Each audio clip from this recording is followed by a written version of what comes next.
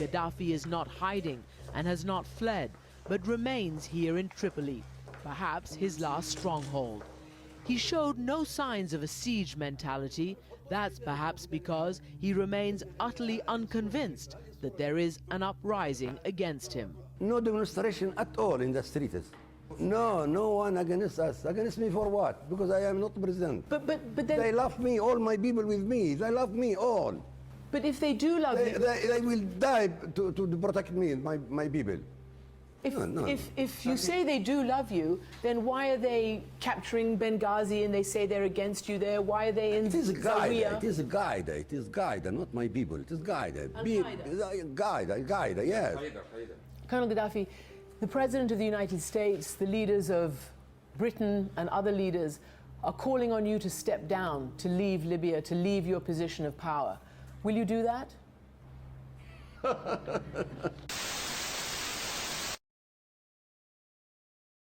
October 20th, 2011.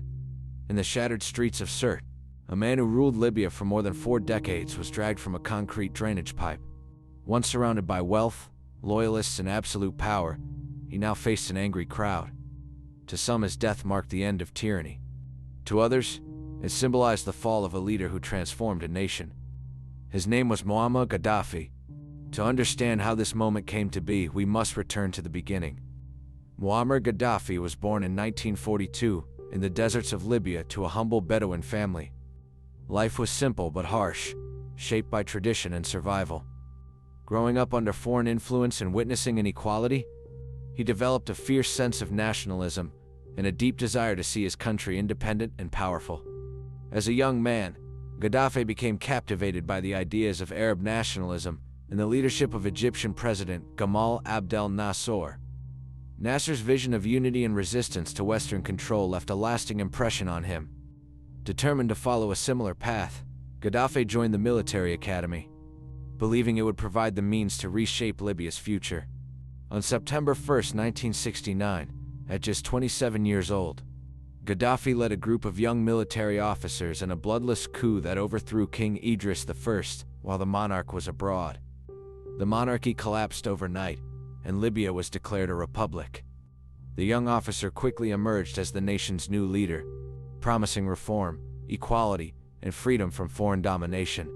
One of Gaddafi's first actions was to nationalize Libya's vast oil resources. The revenue generated from oil exports was redirected into social programs aimed at improving the lives of ordinary citizens. Schools, hospitals, and infrastructure projects expanded rapidly. Literacy rates rose, and access to healthcare became widespread, leading many Libyans to initially view him as a revolutionary hero. Gaddafi sought to create a unique political system that rejected both Western capitalism and Soviet communism. He proposed what he called the Third Universal Theory, a system that claimed to give power directly to the people through local councils, forming what he described as a state of the masses. Despite these ideals, real political power remained firmly in Gaddafi's hands. Opposition parties were banned, and dissent was met with harsh consequences. Over time, his rule became increasingly authoritarian. Surveillance and repression ensured loyalty, while critics faced imprisonment, exile, or worse. The promise of direct democracy gradually gave way to a tightly controlled regime. Gaddafi's personality became as famous as his policies. He cultivated an image that was both eccentric and commanding, often seen wearing elaborate military uniforms or traditional robes. He traveled with an all-female bodyguard unit and delivered lengthy, unpredictable speeches. These characteristics made him one of the most recognizable and enigmatic leaders on the global stage. In a few short, violent moments, 270 people died. 11 of the victims were killed on the ground in Lockerbie when debris from Pan Am 103 rained down on their streets and homes. The aircraft, luggage and bodies were scattered over a wide area. People from 21 countries filled these coffins. 189 of them were American. Libya's relationship with the international community grew increasingly tense during the 1970s and 1980s. Gaddafi supported various revolutionary movements around the world, actions that led to accusations of sponsoring terrorism. The most infamous incident occurred in 1988, when Pan Am Flight 103 exploded over Lockerbie, Scotland, killing 270 people and drawing global condemnation.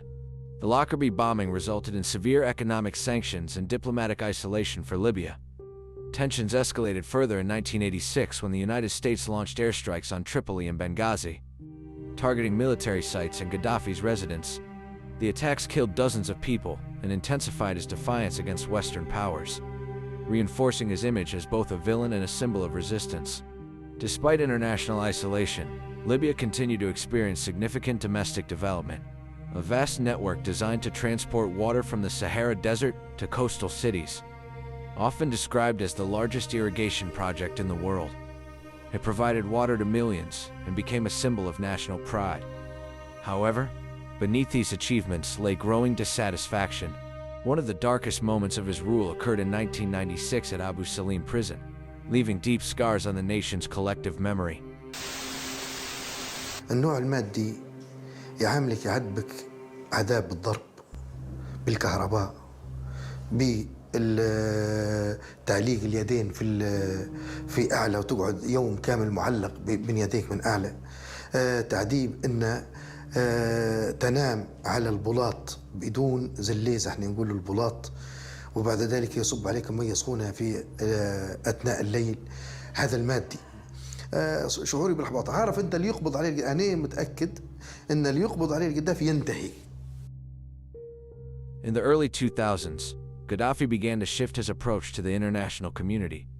Seeking to end Libya's isolation, he renounced weapons of mass destruction and accepted responsibility for the Lockerbie bombing.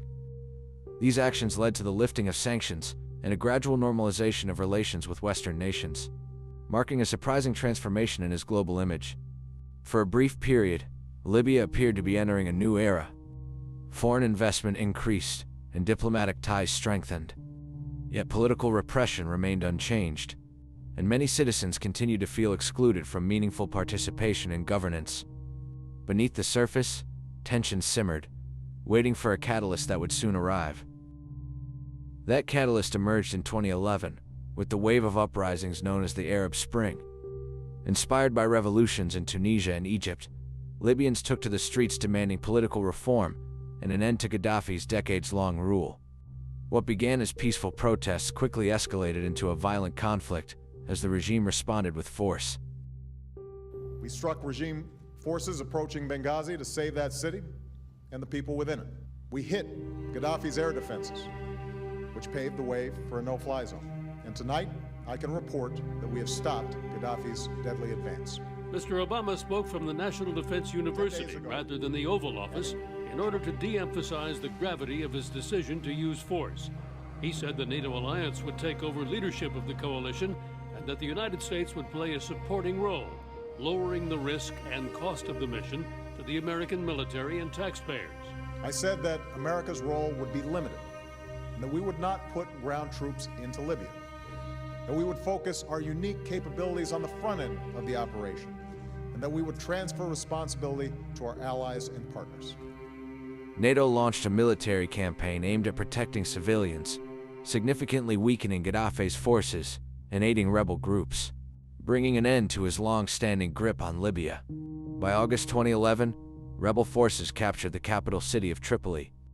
Gaddafi disappeared from public view, becoming a fugitive in the country he once ruled with absolute authority. The image of the once powerful leader in hiding symbolized the dramatic reversal of his fortunes and the imminent end of his regime. On October 20th, 2011, Gaddafi was discovered near his hometown of Sirte. Graphic footage of his capture spread rapidly across the world. He was killed shortly afterward under chaotic circumstances, bringing a violent end to one of the most controversial leaderships in modern history, and closing a significant chapter in Libya's past. Where they captured Colonel Gaddafi. He was hiding in that irrigation channel there that is now becoming an instant photo opportunity for all of these fighters who have been battling for so long to capture the former Libyan leader. They say they discovered him here just before 12 o'clock this afternoon.